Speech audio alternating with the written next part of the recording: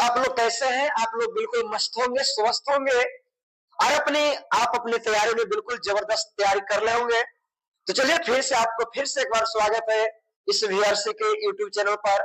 आज हम लोग जो है आपके रसायन शास्त्र का एक बहुत ही महत्वपूर्ण अध्याय रासायनिक अभिक्रिया एवं समीकरण, जो भी आपके एग्जामिनेशन में इस पाठ से संबंधित महत्वपूर्ण सब्जेक्टिव ऑब्जेक्टिव तरह के सवाल जो आपसे पूछते हैं, बिल्कुल संभावित प्रश्नों को आज हम लोग जो है पूरी व्याख्या के साथ हम लोग आज देखेंगे। तो खास हमारे वैसे नए मित्र, हमारे वैसे नए विद्यार्थी, नए हमारे भाई जो आप हमारे चैनल पर पहला बार आए हैं, आप चैनल को सब्सक्राइब करके रखेंगे ताकि आपके एग्जामिनेशन की पूरी तैयारी का जिम्मा हमने लिया है और पूरी जो है अध्याय बाय अध्याय आपको जो है बहुत संभावित प्रश्नों का, चाहे तो आपके प्रश्न ऐसा ही होंगे या यही होंगे, इसी तरह के सवालों को उम्मीद करके आपके क्लासेस जो है प्रतिदिन दिए जाते हैं। तो यदि आप प्रतिदिन का नोटिफिकेशन जो है पाना चाहते हैं तो आप चैनल को सब्सक्राइब करके रखेंगे, ठीक है। और बाकी कोई नए विद्यार्थी होंगे, उसको लग रहा है कि जी आते ही आपने पैसा मांगने लगा, आते ही आपने हमको काम दे दिया, तो ऐसी कोई बात नहीं है। आपके लिए बिल्कुल हम मेहनत करते आ रहे हैं शुरू से ही और करते रहेंगे जब तक आपको एक आपके मंजिल तक हम पहुंचा न देते हैं, ठीक है। तो चलिए फिर से हम लोग देखते हैं आपके टॉपिक में क्या होने वाला है। तो बिल्कुल कलम कॉपी खोलकर आप रखेंगे। जैसा कि हम बार बार कहते हैं कि इसमें से जितने भी विद्यार्थी है वो केवल क्लासेस को देखकर छोड़ ना दे, उससे कुछ नहीं होने वाले। आप करेंगे क्या कि जो भी क्लासेस आप देख रहे हैं उसकी एक नोट कॉपी तैयार करेंगे, एग्जामिनेशन के आखिरी रात को केवल उसको देख के चले जाएंगे। आप एकदम झंडा गाड़ के मुस्कुराते हुए आएंगे कि जी बिल्कुल एकदम भैंसी के संगे से लड़ा हुआ था, या तो इसी टाइप के सर सवाल आपके पढ़ाए हुए ही सवाल थे, है ना। तो बिल्कुल उसी उम्मीद से हम भी आपका तैयारी करवा रहे हैं। तो चलिए अब हम लोग देखते हैं आज के टॉपिक में आपका क्या क्या जानना है। तो जैसा कि हमने आपको अभी बताया कि रासायनिक अभिक्रिया और समीकरण को हम लोग देखने वाले हैं। तो रासायनिक अभिक्रिया समीकरण के अंतर्गत क्या क्या बातें हम लोग को पढ़ना है। तो सबसे पहले रासायनिक अभिक्रिया एवं समीकरण से संबंधित हम लोग क्या करेंगे कि जो आपके एग्जामिनेशन में परिभाषा से संबंधित जो सवालें आती है, सब्जेक्टिव जो सवालें आती है, सबसे पहले हम लोग उसको देखेंगे, पूरी व्याख्या के साथ देखेंगे और फिर उसके बाद हम लोग ऑब्जेक्टिव देखेंगे, है ना। और उस ऑब्जेक्टिव से देखेंगे पूरी व्याख्या करते हुए ताकि आपके एग्जामिनेशन में एकदम सवाल न छूटे, आप मुस्कुराते हुए आए। चलिए यहाँ पे लिखा हुआ है, सबसे पहला हम लोग को एक जानना होगा इस पाठ में, इसको बेहतर से समझने के लिए क्या जानना होगा। तो हम लोग को जानना होगा मेरे भाई मेरे दोस्त, क्या जानना होगा, तो हम लोग को जानना होगा सबसे पहला कि रासायनिक संयोजन क्या है। तो हमने लिखा है कि वैसी अभिक्रिया जिसमें दो या दो से अधिक पदार्थ मिलकर एक नया पदार्थ बना लेता है, उसे हम लोग रासायनिक संयोजन के नाम से जानते हैं, यानी केमिकल कॉम्बिनेशन के नाम से जानते हैं कि दो या दो से अधिक पदार्थ मिलकर एक नए स्थिर पदार्थ का निर्माण कर देता है। नया स्थिर पदार्थ का निर्माण कर देता है या पदार्थ का निर्माण कर देता है, उस क्रिया को हम लोग रासायनिक संयोजन के नाम से जानते हैं। आपके एग्जामिनेशन में डायरेक्ट आ जाती है कि रासायनिक संयोजन को परिभाषित करें, तो बिल्कुल आप लिखेंगे कि वैसी अभिक्रिया जिसमें दो या दो से अधिक पदार्थ मिलकर एक नया पदार्थ बना देता है, एक नया स्थिर पदार्थ बना देता है, उसको हम लोग रासायनिक संयोजन के नाम से जानते हैं। जैसे कार्बन और ऑक्सीजन को हमने जोड़ा तो कार्बन डाइऑक्साइड बन गया। तो कार्बन अलग था, ऑक्सीजन अलग था, लेकिन इन दोनों ने मिलकर एक नया चीज का निर्माण कर दिया, कार्बन जो है कार्बन डाइऑक्साइड का निर्माण कर दिया। तो ये जो नया बना, इस बनने की क्रिया को नाम है रासायनिक संयोजन। जैसे हाइड्रोजन में हमने ऑक्सीजन को जोड़ा तो जो है H2O का निर्माण हो गया। अब H2O बना इन दोनों के मिलने की वजह से, तो इसको हम लोग रासायनिक संयोजन के नाम से जानेंगे। तो बिल्कुल आपको बातें समझ में आ गई होगी। एक बार हमारे साथ में आप गुनगुना लीजिए ताकि बिल्कुल बेहतर तरीका से आपको समझ में आ जाए। तो कहे कि जी समझ गए हैं कि दो या दो से अधिक पदार्थ मिलकर एक नए पदार्थ का निर्माण करेगा। सर मिलकर निर्माण करेगा, तो इस क्रिया को हम लोग रासायनिक संयोजन के नाम से जानेंगे, जो बिल्कुल आपको यहाँ पे लिखा हुआ भी था, यहाँ सब समझ सकते हैं। उसके बाद अगर जो हम लोग आगे जाए तो लिखा हुआ रासायनिक वियोजन। संयोजन का मतलब जुटना होता है, वियोजन का मतलब टूटना होता है। संयोजन मतलब जुटना और वियोजन मतलब टूटना। कितना सुंदर बात है। संयोजन मतलब जुटना और वियोजन मतलब टूटना। अब यहाँ पे कह रहा है कि रासायनिक वियोजन, केमिकल डिकम्पोजिशन, लिखा हुआ वैसा अभिक्रिया जिसमें एक यौगिक टूटकर दो या दो से अधिक सरल पदार्थों में बदल जाता है। मतलब कोई एक चीज है और वह टूट के बिखर के अलग अलग चीजों में बदलेगा, अलग अलग पदार्थों में बदल जाएगा, अलग अलग रूपों में बदल जाएगा, तो ऐसा क्रिया को हम लोग बोलेंगे रासायनिक वियोजन के नाम से जानेंगे। जैसे हम लोग के पास कैल्शियम कार्बोनेट थे, कैल्शियम कार्बोनेट है, कैल्शियम कार्बोनेट को जैसे ही हमने गर्म किया तो कैल्शियम ऑक्साइड और कार्बन डाइऑक्साइड बन गया, कैल्शियम ऑक्साइड और कार्बन डाइऑक्साइड बन गया। तो एक पदार्थ से दो पदार्थ बन गए, इस क्रिया को ही बोलते हैं रासायनिक वियोजन। रासायनिक वियोजन या केमिकल डिकम्पोजिशन कहते हैं, जिसमें लिखा हुआ है वैसा अभिक्रिया जिसमें एक यौगिक टूटकर दो या दो से अधिक सरल पदार्थ में बदल जाता है, इसे रासायनिक वियोजन या जो है अपघटन के नाम से भी इसको हम लोग जानते हैं। तो बिल्कुल आप एग्जामिनेशन में आपको हूबहू सवाल आ जाती है कि रासायनिक वियोजन को लिखे एवं उदाहरण दोबारा समझाएं। तो जैसे ही रासायनिक वियोजन बोलेगा तो बोलना है कि जी एक चीज, एक पदार्थ टूटकर अलग अलग पदार्थों में बिखर जाता है, इस क्रिया को हम लोग रासायनिक वियोजन कहते हैं। रासायनिक वियोजन कहते हैं। जैसा कि आप देख रहे हैं आपके पास फेरिक सल्फेट था, फेरिक सल्फेट को जैसे ही हमने हीट किया, ये जो सिंबल है ये हीट का है, गर्म कर रहे हैं। जैसे ही हमने गर्म किया तो Fe2O3 SO2 और फिर SO3 में बदल गया। यानी यहाँ जब तोड़े थे तो दो नए पदार्थों में बदला था और इसको हमने तोड़ा तो तीन नए पदार्थों में बदल गया, और ये अलग अलग रूपों में टूट के बिखर जाना ही कहलाता है क्या? रासायनिक वियोजन। तो हमें लगता है कि आप समझ पा रहे होंगे। कुछ देखो इसमें से झोंक रहा है, झोंको नहीं, और तो रिजल्ट के बाद फिर कमर उड़ के सूते पड़ जाएगा। ठीक है, बिल्कुल आप ईमानदारी से समझे। और यदि आपको पढ़ने में थोड़ी सी लगती होगी ऐसे कि जी हमसे याद नहीं होता है, तो जब भी हम बताते हैं, जब भी हम बोलते हैं कि आप एक बार बोलो, तो एक बार आप धीरे धीरे बोले। अब इतना कस के ना बोलो कि रतियों में चिल्लाने लगे, हुआ हुआ करने लगे और ऐसे बाबूजी दो डंडा मार लगे, ऐसा कोई बात नहीं।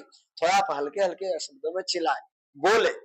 बोलने से क्या होता है कि जब आप बोलेंगे तो उस समय आपकी माइंड और दूसरी काम नहीं करेगी। जस्ट लाइक सिनेमा देखने के बाद पूरी परिघटना आपको याद हो जाता है, उसी तरह से यह भी याद हो जाएगा यदि देखते देखते आप नोट करते चले और कुछ कुछ बातें गुनगुनाते चले, तो बिल्कुल आपका अपना हो जाएगा।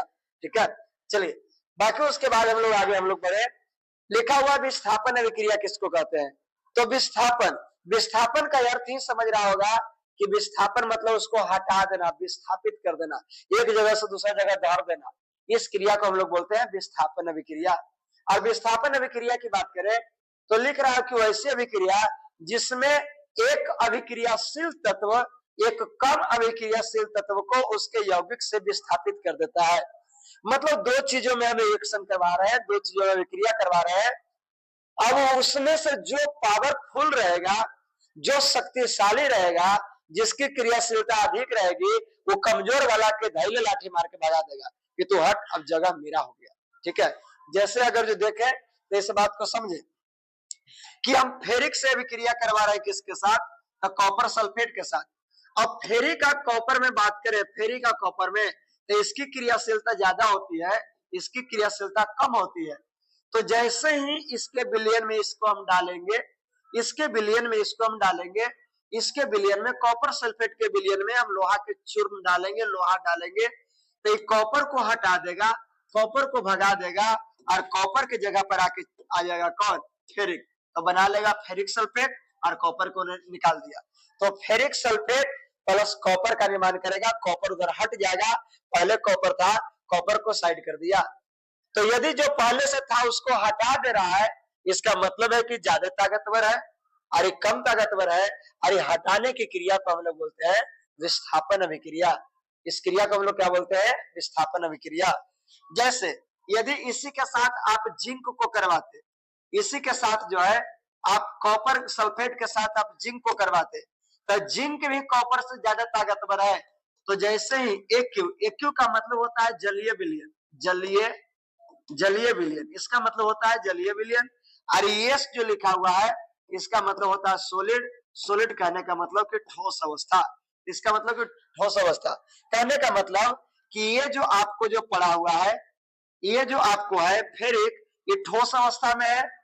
और कॉपर सल्फेट है वो जो लिक्विड है, जैसे ही लिक्विड में हमने Fe को डाला तो कॉपर को हटा देगा और उसके जगह यहाँ पर चलाएगा कौन, Fe। तो इसी को बोलते हैं विस्थापन अभिक्रिया। अब उसी में यदि हम लोग बात करें, इसी में अब हम डाल दे जिंक सल्फेट, तो जैसे ही जिंक डालेंगे ना कि कॉपर सल्फेट में सर जिंक डालेंगे तो बन जाएगा कोची, तो कॉपर को फिर से हटा देगा और बन जाएगा ZnSO4 और प्लस CO को अलग साइड कर देगा। उसी तरह से इसमें बात करें कि अगर जो एकरा में हम कॉपर सल्फेट में हम पीवी डाल देते, लेड डाल देते, शीशा डाल देते, शीशा के चूर्ण डाल देते, शीशा के कण डाल देते, शीशा के लिक्विड डाल देते। अब जैसे ही इसको चूर्ण हम यहाँ पे डालेंगे, तो जैसे ही चूर्ण यहाँ पे डालेंगे तो ये क्या करेगा कि कॉपर सल्फेट को हटा देगा और यहाँ PbSO4 अब प्लस जो है यहाँ पे बना लेगा Cu। इसका मतलब हुआ कि Cu के तुलना में Fe, Zn और Pb ज्यादा ताकतवर है, इसीलिए Cu को विलयन से हटा देता है और उसके जगह पर ये अपना कब्जा जमा लेता है। जस्ट लाइक उसी तरीका से है कि एक कहावत है कि जिसकी लाठी उसकी भैंस, इसके पास लाठी है, इसकी भैंस था ये SO4, लेकिन एकरा भगा के भैंस को कब्जा कर लिया, देखो बना लिया ZnSO4 PbSO4। तो इस क्रिया को हम लोग बोलेंगे विस्थापन अभिक्रिया।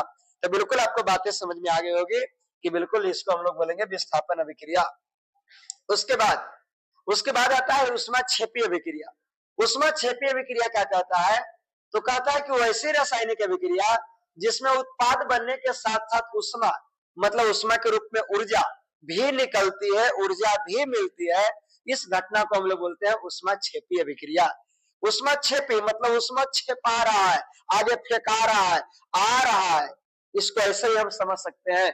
ऊष्माक्षेपी मतलब ऊष्मा निकल रहा है, छेपना मतलब समझते होंगे, छेपना कि जैसे दाल हम लोग बनाते हैं तो उसके ऊपर डस्ट वगैरह पानी का साया आता है तो उसको छेप कर अलग हटाते हैं, तो छेपना मतलब निकलना, उसको निकालना। तो वैसा अभिक्रिया जकरा में से ऊष्मा निकले, ऊष्मा निकले, ऊष्मा निकले, वैसा अभिक्रिया को बोलते हैं ऊष्माक्षेपी अभिक्रिया। और ऊष्माक्षेपी अभिक्रिया की जो बात करें तो आपके पास CH4 है, उसको आप ऑक्सीजन से अभिक्रिया कराएंगे तो CO2 H2O और प्लस में निकलेगा क्या, ऊर्जा। तो यदि कोई ऐसा काम कर रहे हैं जिससे ऊर्जा का उत्पत्ति हो रहा है, ऊर्जा का उत्सर्जन हो रहा है, ऊर्जा उससे मिल रहा है, तो ऐसा घटना को हम लोग बोलते हैं क्या, ऊष्माक्षेपी अभिक्रिया।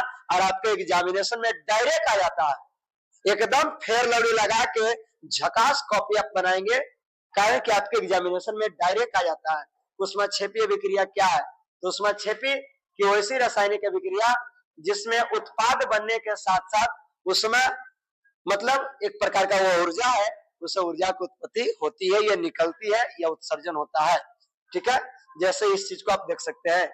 उसी तरह से हमने नीचे एक रिएक्शन बनाया है कि C6H12O6 मतलब ये ग्लूकोज है, ग्लूकोज है, और ये ग्लूकोज जैसे ही ऑक्सीजन से मिलता है तो कार्बन डाइऑक्साइड, पानी और साथ में यहाँ पे ऊष्मा का उत्पत्ति करता है। यहाँ पे ऊष्मा भी होना चाहिए, यहाँ पे ऊष्मा का उत्पत्ति करता है, यहाँ पे क्या करता है, ऊष्मा का उत्पत्ति करता है। अगर जिसको आप समझे इसको ऐसे ही बोल सकते हैं कि यहाँ पर ऊष्मा का उत्पत्ति होता है, और ऊष्मा मतलब ऊर्जा का उत्पत्ति होता है, तो इसको हम लोग बोलेंगे ऊष्माक्षेपी अभिक्रिया। उसके बाद श्वसन, शाक सब्जी वनस्पति का विघटन होना भी, विघटित होकर कंपोस्ट खाद बनना भी ऊष्माक्षेपी अभिक्रिया है। अब ऊष्माक्षेपी अभिक्रिया कहने का मतलब कि श्वसन से ऊष्माक्षेपी कैसे है, तब ग्लूकोज, ग्लूकोज कहने का मतलब कि हमने ग्लूकोज लिया, हमने ग्लूकोज लिया, जैसे हमने ग्लूकोज लिया तो हमारे शरीर के अंदर ऑक्सीजन है, वो ऑक्सीजन से अभिक्रिया करेगा, और ऑक्सीजन से अभिक्रिया करके क्या बनाएगा, कार्बन डाइऑक्साइड जो भाप बन के हमारे नाक द्वारा बाहर निकलते हैं, और जब उसको आप महसूस करेंगे, फूंक के आप महसूस करेंगे, या नाक द्वारा जो गैस निकल रहा है उसको महसूस करेंगे, तो हल्का गर्म होगा, वो गर्म रहता है।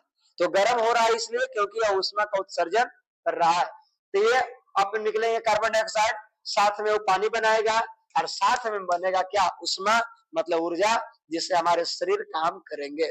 ठीक है, तो श्वसन भी एक ऊष्मा क्षेपीय विक्रिया हो सकता है।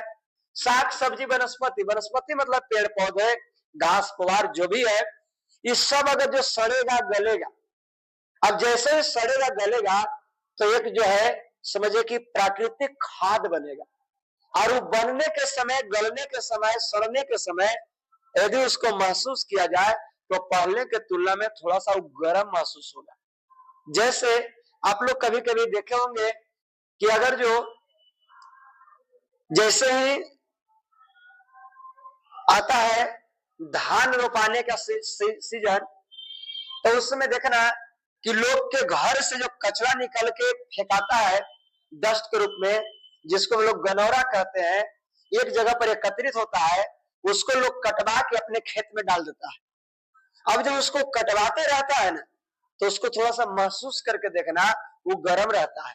तो गर्म क्यों हो रहा है, क्योंकि उसमें खेर पतवार, साग सब्जी जितने भी गाए थे वो सब सड़ गल के कंपोस्ट बन रहा है, खाद बन रही है, और वो खाद बन रहा है तो एनर्जी का उत्सर्जन हो रहा है, उष्मा की उत्पत्ति हो रहा है, उष्मा का त्याग हो रहा है। इसको हम लोग बोलेंगे क्या, कि अभी उष्मा क्षेपीय विक्रिया है। तो श्वसन, साग सब्जी वनस्पति वगैरह का घट के इसे टूटना फटना भी एक उष्मा क्षेपीय विक्रिया है। उसके बाद अब बात करें तो लो आपका सवाल आ भी गया, और एग्जामिनेशन में डायरेक्ट आपसे पूछ देता है, डायरेक्ट पूछता है कि श्वसन एक उष्मा क्षेपीय विक्रिया है कैसे। तो श्वसन एक उष्मा क्षेपीय विक्रिया कैसे है, इसको हम ऐसे समझ सकते हैं कि श्वसन एक प्रकार का उष्मा क्षेपीय विक्रिया है। जब हम लोग भोजन करते हैं, जब हम लोग भोजन करते हैं तो खाद्य पदार्थ पाचन क्रिया के समय हमारे शरीर में उपस्थित ऑक्सीजन के साथ मिलकर ऊर्जा प्रदान करती है। जब हम लोग भोजन कर रहे हैं, भोजन करने का मतलब कि ये ग्लूकोज हम ले रहे हैं, तो जैसे ही ग्लूकोज ले रहे हैं तो हमारे शरीर के अंदर ऑक्सीजन जो है ये ऑक्सीजन से विक्रिया करेगा, और ऑक्सीजन से विक्रिया करके कार्बन डाइऑक्साइड जल, और साथ में अत्यधिक मात्रा में हमें क्या देगा, तो अत्यधिक मात्रा में हमें ऊर्जा, उष्मा के रूप में हमें ऊर्जा प्रदान करेगा, और इसी ऊर्जा से हमारे शरीर मजबूत होंगे, इसी से हमारे शरीर विकास करेगा। तो इस प्रकार से एनर्जी हमें मिल रही है, उष्मा हमें मिल रही है, इसको हम लोग बोलेंगे कि श्वसन क्रिया भी एक उष्मा क्षेपीय विक्रिया है। श्वसन क्रिया भी एक उष्मा क्षेपीय विक्रिया है। ठीक है, और वो कैसे होता है, तो जो चीज हम खाते हैं वो पाचन होती है, पाचन क्रिया होते समय ऑक्सीजन हमसे लेता है, और ऑक्सीजन लेके एक नए प्रकार का एनर्जी उष्मा को उत्पत्ति करता है, इसको हम लोग बोलते हैं उष्मा क्षेपीय विक्रिया, और श्वसन एक उष्मा क्षेपीय विक्रिया है। ठीक है, बिल्कुल। उसके बाद यदि हम लोग बात करें, उसके बाद बात करें तो एक और आता है उष्मा क्षेपी के जस्ट उल्टा होता है उष्मा शोषीय विक्रिया। और उष्मा शोषीय विक्रिया क्या करता है, तो उष्मा शोषीय विक्रिया करता है कि वैसी रासायनिक विक्रिया जो अपने आसपास से उष्मा को अवशोषित करता है। अवशोषित कहने का मतलब कि आसपास के उष्मा को लेता है, अपनी ओर खींचता है, और यदि एनर्जी को अपनी तरफ खींच रहा है तो उष्मा शोषी कहेंगे, और यदि एनर्जी को दे रहा है तो उष्मा क्षेपी कहेंगे। क्षेपना मतलब निकलना, और शोषी मतलब उसमें प्रवेश करना। तो यदि उष्मा को ले रहा है तो उष्मा शोषी कहलाएगा, और यदि उष्मा को दे रहा है तो उष्मा क्षेपी कहलाएगा। जैसे आपने देखा ये उष्मा क्षेपीय विक्रिया था, ये उष्मा क्षेपी था, उष्मा को दे रहा था। और इसमें बात करेंगे तो ये कह रहा है कि वातावरण से उष्मा को क्या करता है, लेता है। जैसे यदि हम लोग बात करें तो आपका सिल्वर क्लोराइड है, सिल्वर क्लोराइड को जैसे ही सूर्य के प्रकाश में लाएंगे तो वो टूट जाता है, क्या करता है, तो सिल्वर अलग और क्लोरीन अलग हो जाता है। कब, जब सूरज से उष्मा लेता है तब। सूरज से हीट एनर्जी लेते ही यह अलग अलग हिस्सों में टूट जाता है, अलग अलग रूपों में बिखर जाता है। इसी को हम लोग बोलते हैं उष्मा क्षेपीय विक्रिया। तो हमें लगता है कि बातें आपको समझ में आ रही होगी कि उष्मा क्षेपीय विक्रिया क्या है। और कुछ लोग का हमें नींद से झुक रहा है, अरे जागो, सो जाना, सोना, खूब सोना, 70 वर्ष का जिंदगी है, खूब सोना ना, लेकिन अभी पढ़ने की उम्र है, थोड़ा सा पढ़ लो, जानकारी लेने है ले लो। अरे तो जिंदगी में तो सोना ही है, खूब सोते रहना, एक बार एग्जाम क्लियर हो जाए। अर्निंग तो उस समय आएगा जब आप एक बेहतर पोजीशन पर चल जाएंगे। अभी झुकनी अगर जो मार दिया तो 70 वर्ष का जिंदगी देख देख के रोना पड़ जाएगा। लेकिन अगर जो अभी आप रो लिए तो 70 वर्ष का जिंदगी आप मुस्कुराएंगे। ठीक है, तो झुको नहीं, देखो। कुछ लोग देख रहा है मार रहा झपकी, ऐसा नहीं होना चाहिए। ठीक है, चलो ये चीजें। उसके बाद यदि हम लोग बात करें तो अब हमने यहाँ से ऑब्जेक्टिव चालू होता है। अब सबसे पहले फिर से आपको एक बार रिविजन करवा दे कि क्या क्या हम लोग देखे थे, क्या क्या हम लोग देखे थे, फिर से आपको याद दिला दे। तो ये है बबुआ रासायनिक संयोजन। रासायनिक संयोजन मतलब जुटना, संयोजन मतलब जुटना। तो दो या दो से अधिक पदार्थ मिलकर एक नया पदार्थ बनाएगा तो उस संयोजन कहलाएगा। और वियोजन मतलब टूटना, एक पदार्थ अलगे अलगे पदार्थों में बिखर जाएगा तो वियोजन कहलाएगा। विस्थापन अभिक्रिया, एक वो क्या करेगा कि दूसरे का हाथ मार के भगा देगा, वो जगह कब्जा लेगा, ये विस्थापन अभिक्रिया कहलाएगा। अरे उष्मा क्षेपीय अभिक्रिया कि कोई क्रिया हो वहां से उष्मा को उत्सर्जित हो तो उष्मा क्षेपीय अभिक्रिया। इसको बात करेंगे तो श्वसन भी एक उष्मा क्षेपीय अभिक्रिया है। उसके बाद बात करें तो उष्मा शोषीय अभिक्रिया, और उष्मा शोषीय अभिक्रिया क्या कहता है, तो उष्मा शोषीय अभिक्रिया कहता है कोई ऐसा रासायनिक अभिक्रिया जो अपने आसपास की एनर्जी को लेता है, उष्मा क्षेपीय अभिक्रिया कहलाता है। जैसे बर्फ का पिघलना, बर्फ कैसे पिघलता है, जैसे उन्हें बर्फ रखा तो बगल से हीट एब्जॉर्ब करने लगता है, बगल से हीट लेने लगता है, और जैसे ही लेने लगता है तो बर्फ तो 0 डिग्री पर है, वातावरण में 30 डिग्री है, और 30 डिग्री लेकर वो क्या करेगा कि बर्फ पिघल जाएगा। तो ये चीजें यहाँ पर होती है। तो आप कह सकते हैं कि एक प्रकार का उष्माशोषीय अभिक्रिया है, उष्माशोषीय अभिक्रिया है। उसके बाद इतने चीजें जो है आपके एग्जामिनेशन में सब्जेक्टिव एकदम जो है बहुत मोस्ट इंपॉर्टेंट क्वेश्चन होता है। फिर उसके बाद अब हम लोग चलते हैं कि इस पाठ से संबंधित जो वस्तुनिष्ठ प्रश्न पूछेंगे वो कैसा रहेगा, कैसे बनेगा, तो उसको हम लोग देखते हैं। तो यदि हम लोग बात करें तो ये रहा, पूछ रहा कि खड़िया का रासायनिक सूत्र क्या होता है। खड़िया, अब जैसे खड़िया बोलेगा तो कुछ लोग हड़िया समझ रहा होगा, हरे न लायक हड़िया ना रे खड़िया है ना, अब खड़िया समझ रहा होगा। अब कहे कि जी खड़िया क्या कहते हैं, तो खड़िया नहीं समझ रहे होंगे तो आप खड़िया को एक और नाम से जान सकते हैं जिसको हम लोग संगमरमर कहते हैं। संगमरमर, इसको हम लोग संगमरमर के भी नाम से जानते हैं। इसको हम लोग क्या कहते हैं, संगमरमर के भी नाम से जानते हैं। इसको हम लोग चौक के नाम से भी जानते हैं। चौक नहीं, चाक बोलते हैं उसको। चाक क्या बोलते हैं, चाक बोलते हैं। चाक, वही चाक जगह द्वारा आप बचपन में सिलेट पर लिखा करते थे, उसी चाक की बात की जा रही है, उसी को चौक कहते हैं। इसी को हम लोग चूना पत्थर भी कहते हैं। इसी को हम लोग क्या कहते हैं, चूना पत्थर। तो यदि आपसे पूछे कि चूना पत्थर का रासायनिक सूत्र क्या होता है, या चाक का रासायनिक सूत्र क्या होता है, या संगमरमर का रासायनिक सूत्र क्या होता है, या खड़िया का रासायनिक सूत्र क्या होता है, तो इस सबका रासायनिक सूत्र होता है, सबका रासायनिक सूत्र कैल्शियम कार्बोनेट होता है। सबका रासायनिक सूत्र क्या होता है, कैल्शियम कार्बोनेट। सबका रासायनिक सूत्र क्या होता है, कैल्शियम कार्बोनेट। अब कहे कि जी ये सब क्या है, तो ये जो है NaCl, ये आपके नमक है, और ये क्या है, ये कैल्शियम ऑक्साइड है। ये क्या है, कैल्शियम ऑक्साइड, जो अलग रासायनिक सूत्र होता है। तो उसको आगे आएगा तो हम लोग उसको पूरी व्याख्या के साथ देखेंगे। तो अभी आप याद रखो कि चूना पत्थर पूछे, चाक पूछे, संगमरमर पूछे, खड़िया पूछे, ये सभी का जो है रासायनिक सूत्र CaCO3 होता है, CaCO3 होता है। उसके बाद यदि हम लोग बात करें, उसके बाद तो लिख रहा है कि ग्लूकोज का रासायनिक सूत्र क्या होता है। तो मेरे भाई अभी हमने आपको बताया कि ग्लूकोज का रासायनिक सूत्र यह होता है C6H12O6, C6H12O6। अब कहे कि जी ये क्या है, तो इसको हम लोग अल्कोहल पढ़ते हैं। अल्कोहल या यही शराब है, यही क्या है, शराब, यही शराब है। और ये क्या है, तो ये शक्कर है, ये शक्कर है, या इसी को हम लोग चीनी कहते हैं। इसी को हम लोग क्या कहते हैं, चीनी। तो चीनी या शक्कर बोलता तो हम इसको मारते, अल्कोहल या शराब कहता तो इसको मारते। लेकिन हमसे पूछा है ग्लूकोज क्या है, तो ग्लूकोज आपका ये रहा, ग्लूकोज आपका ये रहा। उसके बाद यदि हम लोग बात करें तो लिख रहा है कि कली चूना का रासायनिक सूत्र क्या होता है। कली चूना का रासायनिक सूत्र क्या होता है, कली चूना का रासायनिक सूत्र क्या होता है? तो कली चूना के और कई नामों से भी जाना जाता है बबुआ। कली चूना अगर जो बोले या बिना बुझा हुआ चूना बोले, बिना बुझा, बिना बुझा, बिना, अरे यार, बिना बुझा, बिना बुझा हुआ हुआ चूना बोले, बिना बुझा हुआ चूना बोले, तब बिना बुझा हुआ चूना यह जो है कली चूना, या इसको जरा हुआ चूना, जरा या जला हुआ चूना, जरा या जला हुआ चूना, जरा या जला हुआ चूना, बिना बुझा हुआ चूना या कली चूना, ये सब एक ही रासायनिक सूत्र है जिसके अलग अलग नाम है, जिसके क्या है अलग अलग नाम है। अब कहे कि जी क्या होगा इसका रासायनिक सूत्र क्या है, तो चाहे तो बिना बुझा हुआ चूना बोले या जरा चूना बोले या जला हुआ चूना बोले, इस सब को हम लोग बोलते हैं कैल्शियम ऑक्साइड को। किसका नाम है? कैल्शियम ऑक्साइड को।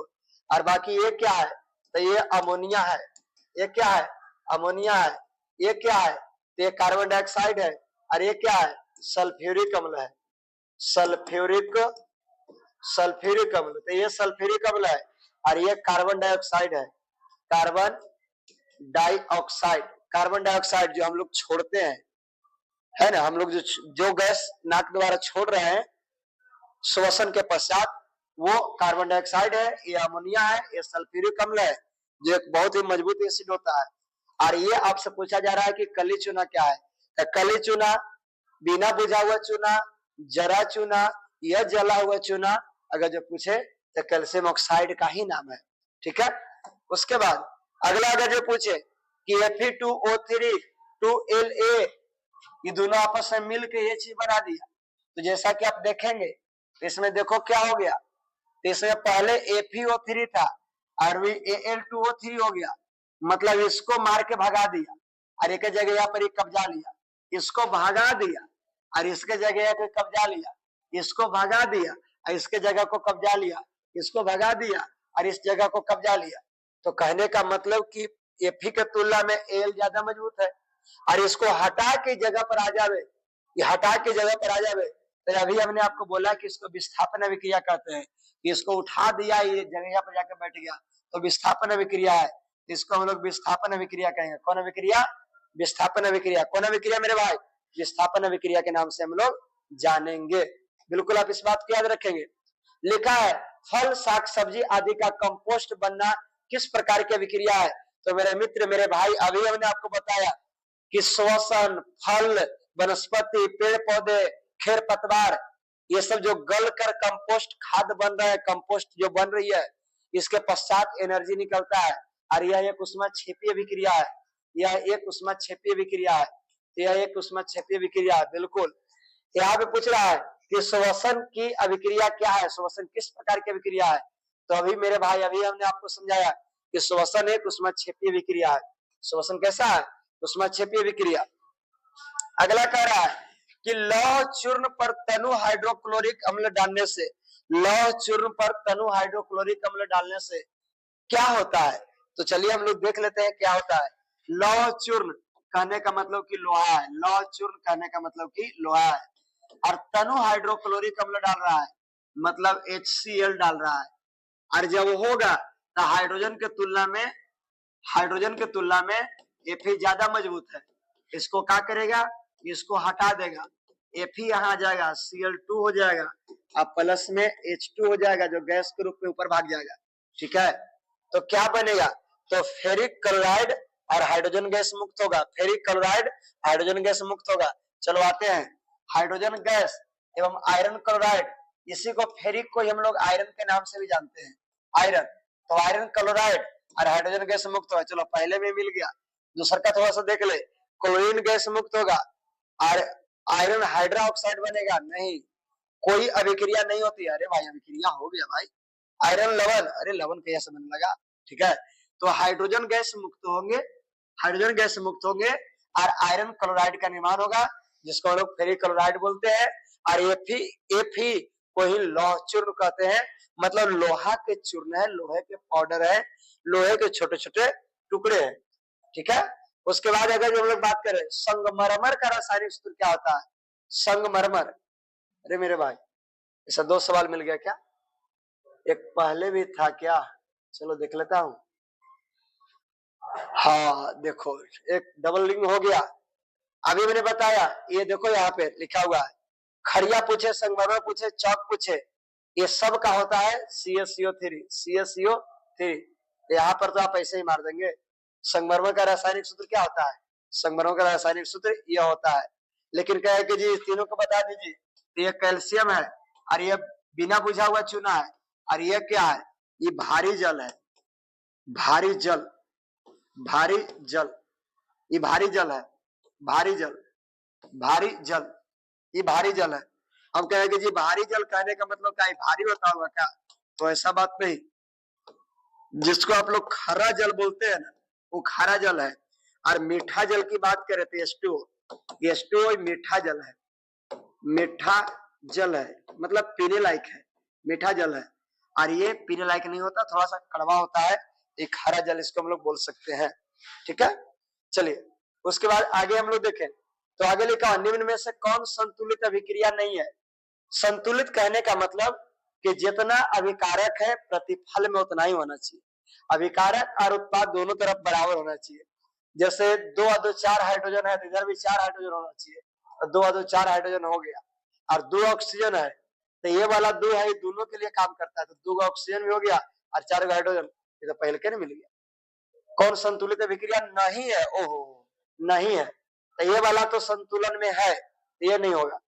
इसमें बात करेंगे तो 2KCl3 तो 2 गो K और 2 गो Cl 6 गो हाइड्रोजन, तो 6 गो हाइड्रोजन और 2 गो ये संतुलित है। H2 और Cl2 तो 2HCl ये संतुलित है। तो H2 और 2 हाइड्रोजन 2 ऑक्सीजन 1 ऑक्सीजन, ये संतुलित नहीं है। यही आपका है। क्या कह रहा है कि कौन अभिक्रिया संतुलित नहीं है? ये संतुलित नहीं है। कैसे, समझा कि नहीं? फिर से एक बार, हाइड्रोजन यहाँ पे के गो है? 2 गो, ऑक्सीजन के गो है? 2 गो, और जब इन्हें देखेंगे हाइड्रोजन के गो हो गया? 2 गो, और ऑक्सीजन के गो हो गया? 1 गो। ऑक्सीजन 1 गो तो इन्हें 2 गो, इन्हें 1 गो, तो गड़बड़ हो गया ना, ये संतुलन में नहीं है। तो बिल्कुल यही आपके ऑप्शन होंगे। उसके बाद अच्छा अगला पूछा है कि भाखरा चूना क्या है? बड़ा मजेदार बात है, भाखरा चूना क्या है? भाखरा चूना क्या है? तो भाखरा चूना को भी कई नामों से जानते हैं, ध्यान रखना। भाखरा चूना बोले या बुझा हुआ चूना बोले, बुझा हुआ चूना, बुझा बुझा बुझा हुआ, बुझा हुआ चूना बोले, बुझा हुआ चूना बोले। क्या बोले? बुझा हुआ चूना। क्या बोले? बुझा हुआ चूना। यह आपको बोले कास्टिक चूना, यह आपको पूछे कास्टिक चूना, कास्टिक चूना, कास्टिक चूना। तो कास्टिक चूना बोले या बुझा हुआ चूना बोले या भाखरा चूना बोले, इस सब को बस एक ही रासायनिक सूत्र होता है, वो होता है calcium hydroxide. Calcium hydroxide Ca*OH2, Ca*OH के होल टू, Ca*OH के ट्वाइस 2 होगा। ठीक है, उसके बाद इसको तो आप जानते होंगे, इसको हम लोग खड़िया चूना, संगमरमर वगैरह के नाम से भी जानते हैं, चूना पत्थर के भी नाम से जानते हैं। ये आपके भारी जल हो गया। और ये बिना बुझा हुआ चूना है। बिना बुझा हुआ और बुझा हुआ में थोड़ी सी फर्क होती है, और थोड़ी नहीं बहुत फर्क होती है। जब इसको हम लोग पानी में डालते हैं तो यह उष्मा त्याग कर गलता है। जैसे आपने देखा होगा कि जब घर की पोतैया होती है, दीपावली के मौसम आया, घर की पोतैया हो रही है, तो लोग चूना लाता है और चूना कल पोतैया करनी है ताजा पानी में डाल देता है। वो पानी से विक्रिया करके एक लिक्विड बना लेता है, जो दीवार पर लगाते ही वायुमंडल से विक्रिया करके फिर दीवार में क्या करता है? चिपक जाता है। तो ये इसको जलाए, इसको पानी में जैसे ही डालोगे तो उससे गर्मी निकलेगा, उष्मा निकलेगा, इसीलिए बोलते हैं इसको बिना बुझा हुआ चूना। लेकिन इसको पानी में डालने के बाद जो हो जाता है उसको हम लोग बोलते हैं बुझा हुआ चूना। इसको हम लोग बोलते हैं कास्टिक चूना के नाम से भी जानते हैं। ठीक है, तो ये चीज को आप याद रखेंगे। उसके बाद 10 सवाल हम लोग, जैसा कि हम लोग जानते हैं कि केवल 10 सवालों को ही हम लोग देखते हैं, तो आज भी हम लोग केवल 10 सवाल को देखेंगे। लेकिन जो भी मेरे नए मित्र होंगे, नए मेरे विद्यार्थी होंगे, उसको लग रहा है कि जी 10 को देखवे किया है, तब बबुआ आप सही से समझे नहीं। 10 को ही नहीं था, प्रत्येक में 4 ऑप्शन थे, 4 ऑप्शन को हमने पूरी तरह से व्याख्या करते हुए बताया कि ऑप्शन तो हमने लगाया है, बाकी 4 गो था उसको भी मैंने बताया कि क्या है। तो यदि आप देखेंगे तो दिखाने के लिए 10 है, लेकिन बताने का मेरा मकसद 30 था। बताने का मेरा मकसद क्या था? 30 था। अगर जैसे कि इसी में हम चाहते तो केवल इसी को हम डाल देते, बाकी किसी को नहीं डालते। तो जैसे ही केवल इसी को हम यहाँ पे डाल देते, जैसे जैसे ये ऑप्शन है ना आपका, क्या गलती बता दे क्या? यही ऑप्शन था, बकरा चुना, बुझा हुआ चुना, कास्टिक चुना। तो केवल यही डालते, लेकिन ये सब हमने डाला का अलग, ताकि आप एक्स्ट्रा में उसको जान सके, समझ सके। ठीक है, तो ये दिखाने के 10 था, बताने का मेरा मकसद 30 था। ठीक है, तो इसमें जो भी मेरे नए विद्यार्थी, अगर जो उसको अच्छा लगा होगा तो आप बिल्कुल चैनल को लाइक कर देंगे, सब्सक्राइब करना ना भूलेंगे। ठीक है, इसी तरह से आपके लिए और बेहतर बेहतर अब दूसरे क्लास को लेकर आएंगे, जिसमें दिखाने के 10 रहेगा, लेकिन बताने का मेरा मकसद 30 रहेंगे। तो 10 के बहाने 30 देखेंगे, उसी तरह से आप एग्जामिनेशन में जाकर मारेंगे एकदम फटाफट झटाझट, है ना? तो बिल्कुल आप बेहतर तरीका से मार के आएंगे। तो चलिए आज तक हम लोग इतना ही छोड़ते हैं, इस अध्याय को फिर अगले क्लास में लेकर आएंगे, आगे बेहतर क्लास लेकर आएंगे। तो आज इतना ही, सभी को धन्यवाद, थैंक यू वीआरसी पर समय देने के लिए।